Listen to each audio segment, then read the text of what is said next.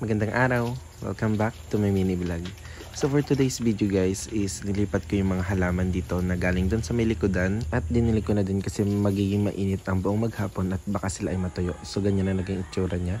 Then tinakidan ko lang ng pawid tong may gilid ng shop dito para hindi expose yung tela at pagkatapos doon may dumating na din na customer so magandang prepare ako na maaga. Then after nun nila makaalis is inayos ko yung mga damit, mga supplies na ipamimigay natin para sa outreach na gaganapin dito sa may Sigkuran. So medyo malapit na din siya. So kung may gusto mag-donate guys, pwede nyo po akong i-message. Pwede po siyang pagkain, supplies, damit, or kahit ano makakatulong para doon sa mga bata.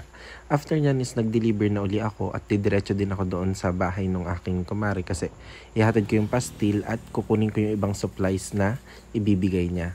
So ibinaba ko na lang din yan kasi nga idadaan ko na sa kanya. After yan mag-deliver na sa Antonino, so diyan ako dumiretso sa kanya, dinaan ko dyan. So yan, mabango daw. Mabango naman talaga kasi siya.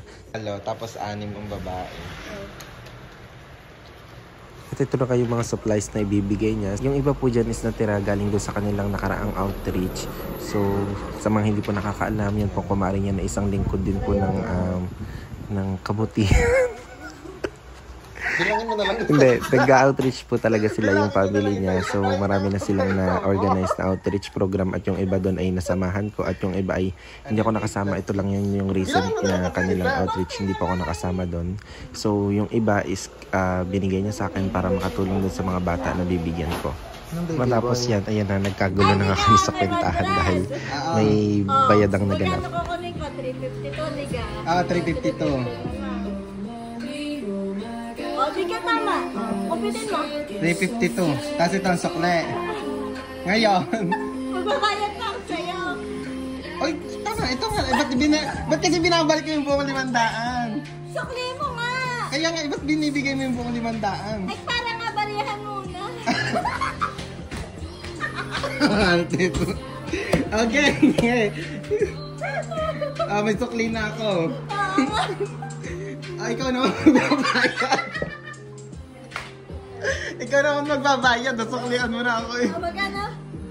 Oo. Ayan. Ayan. Magkasundo na. Magkasundo na nga kami dalawa ay umuwi na din ako.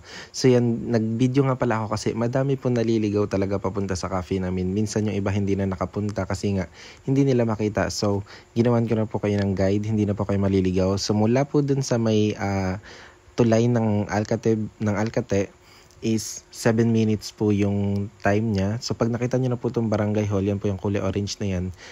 Konting drive na lang po siya. Sa left side po kayo tumingin, makikita niyo yung pink na yan at may orange na bahay sa likod. Papasok po dyan, nandyan po yung signage. So diretso lang po kayo dyan. Hindi naman na po yan sobrang layo, malapit na lang po yan.